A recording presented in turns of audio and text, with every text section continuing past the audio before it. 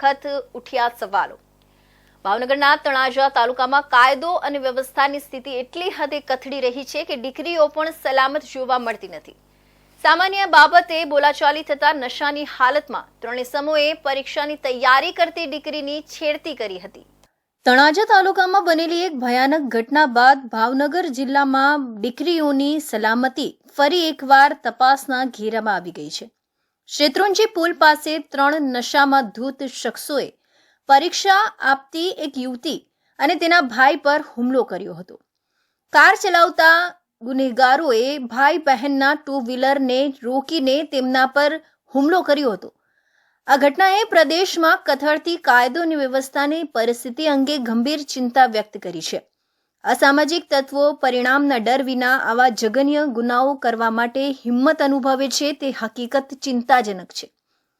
પીડિતા અને તેના ભાઈને તળાજા સરકારી હોસ્પિટલમાં તબીબી સારવાર આપવામાં આવી હતી અને સ્થાનિક પોલીસ સ્ટેશનમાં ફરિયાદ દાખલ કરવામાં આવી હતી। કમનસીબે આ ઘટના એકલ દોકલ ઘટના નથી। જિલ્લામાં મહિલાઓ વિરુદ્ધના ગુનાઓમાં વધારો જોવા મળ્યો છે અને અધિકારીઓ આ મુદ્દાને ઉકેલવા માટે નક્કર પગલાં લે તે જરૂરી છે। ભાવનગર જિલ્લામાં દીકરીઓની સલામતી અને ગૌરવ સુનિશ્ચિત કરવું એ ટોચની પ્રાથમિકતા હોવી જોઈએ।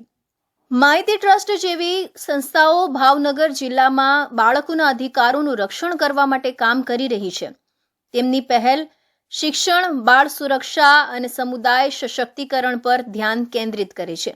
જોકે મહિલાઓ અને છોકરીઓ સામે હિંસાના મૂળ કારણોને દૂર કરવા માટે વધુ કરવાની જરૂર છે।